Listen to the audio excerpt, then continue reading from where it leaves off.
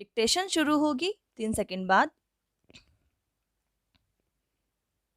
विज्ञान और प्रौद्योगिकी के प्रगति के बिना सामाजिक एवं आर्थिक विकास नितांत असंभव लगता है। स्टॉप। इसके बिना न तो देश में संपन्नता आ सकती है और न ही देशवासियों के रहन सहन का स्तर बढ़ सकता है। स्टॉप। किसी भी देश के संपूर्ण सामाजिक एवं आर्थिक विकास के लिए भी विज्ञान और प्रौद्योगिकी का उपयोग किया जाना अति आवश्यक है, क्योंकि किसी भी क्षेत्र में, चाहे वह कृषि हो, उद्योग हो, परिवहन हो या फिर दूरसंचार हो, उसमें विज्ञान और प्रौद्योगिकी के प्रयोग से ही प्रगति हो सकती है। स्टॉप। आज इसी विज्ञान और प्रौद्योगिकी की प्रगति के फलस्वरूप संपूर्ण विश्व सफलता की चरम सीमा तक जा पहुंचा है। स्टॉप। मेरे विचार से मानव समाज के परिप्रेक्ष्य में इसकी प्रमुख भूमिका रही है। स्टॉप।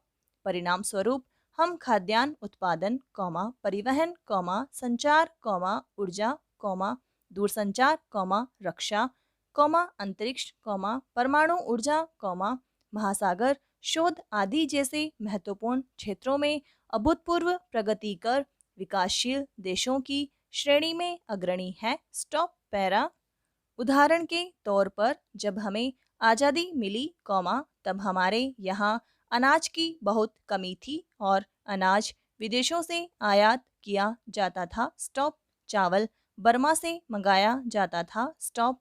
PL 480 गेहूं अमेरिका से मंगाया जाता था। स्टॉप।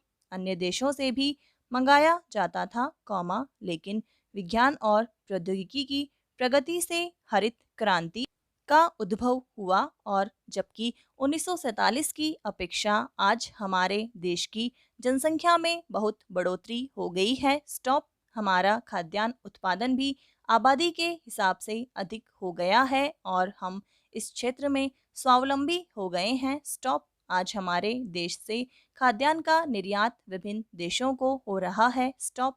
हमारे देश में जिन चीज़ों की कमी रह गई है उस कमी को पूरा करने के लिए हमारा प्रयास निरंतर जारी है। स्टॉप।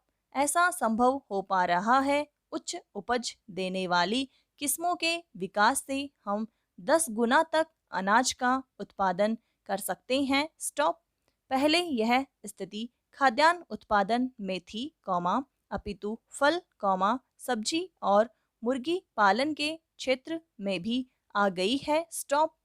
अब हमारे देश में हर मौसम में सब्जी एवं फल उपलब्ध रहते हैं। स्टॉप।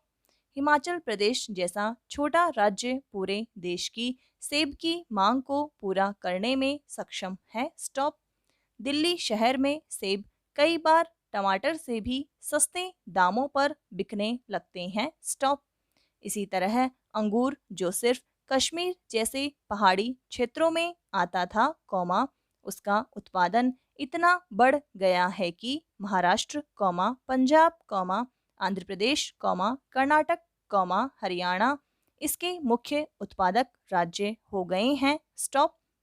इसका सबसे बड़ा कारण यह है कि इन फलों की नई किस्मों का विकास इतना हो गया है कि जो हर तरह की जलवायु में पनपने के अनुकूल हैं। स्टॉप। इसके अतिरिक्त औद्योगिक विकास तो बहुत तेजी से हुआ है। स्टॉप। सन 1947 तक जो हमारे रोजमर्रा के जीवन में काम आने वाली हर चीज यानी सुई से लेकर पेन, पेंसिल, स्याही यहाँ तक कि दूध सभी चीजें आयात करनी पड़ती थी। स्टॉप। पैरा। अब हमारे उपयोग में आने वाली हर चीज हमारे देश में बनने लगी है। स्टॉप। चाहे घड़ी हो या ट्रांजिस्टर, पहले लोग अवश्य ही बाहर से लाया करते थे, पर आज हम सब स्वदेशी खरीदना पसंद करते हैं क्योंकि हमारे सभी उत्पाद गुणवत्ता में उच्च कोटि के होते हैं और ये सब प्रगति विज्ञान और प्रौद्योगिकी का ही परिणाम है, जिसके कारण हमारे रहन सहन का स्तर बढ़ रहा है। स्टॉप। पैरा। हाल ही में अभी आपके सम्मुख संयुक्त समाजवादी दल के नेता ने बहुत जोरदार आवाज के साथ स्पष्ट शब्दों में उक्त दिन की घटना के लिए क्षमा याचना चाही। स्टॉप। यद्यपि उस दिन का कार्य निश्चित रूप से बहुत ही गलत था। स्टॉप। सदन के लिए यह अभूतपूर्व चीज है, जिसकी वस्तुस्थिति यह है कि उस समय सदन में जब अभिभाषण चल रहा था, ठीक उसी बीच एक माननीय सदस्य ने कागज जलाया था, उससे हम सब लोगों को बड़ी गहरी पीड़ा पहुंची थी, बड़ा आघात लगा। स्टॉप। हम सब लोगों को ऐसी व्यवस्था करनी चाहिए, ताकि इस प्रकार की घटना की फिर से पुनरावृत्ति न हो। स्टॉप। मैं स्वीकार करता हूँ कि यह कार्य बड़ा खराब और अशोभनीय था। स्टॉप। इस सदन में कभी इस बात की कल्पना भी नहीं की जा सकती थी। स्टॉप। लेकिन क्षमा याचना करना इससे बढ़कर दूसरा कार्य नहीं हो सकता। स्टॉप। भूल होती है और उसे स्वीकार करना भले आदमी की नैतिक जिम्मेदारी है, उसे स्वीकार करना अच्छे आदमी की खासियत होती है। स्टॉप। मैं आपसे और यहाँ पर उपस्थित लोगों से, कांग्रेस दल के नेता से अनुरोध करूंगा कि अब सदन की औपचारिकता पूरी हो चुकी है। स्टॉप। अब क्षमा याचना स्वीकृति कर लेना चाहिए। स्टॉप। इस प्रकरण को यहीं समाप्त कर दिया जाए, यही उत्तम होगा। स्टॉप। पैरा। जैसा कि आप सब लोग माननीय मुख्यमंत्री जी के सिद्धांत से भली भांति पूर्व से ही परिचित हैं। स्टॉप। उनका एक सिद्धांत तो यह है कि संविदा को बरकरार बनाए रखना, समाजवादी दल के नेताओं को निरंतर समर्थन करने के लिए तैयार रखना है। स्टॉप। इसलिए उन्होंने अपनी तरफ से यह बात पेश की है, उनकी तरफ से नहीं। स्टॉप।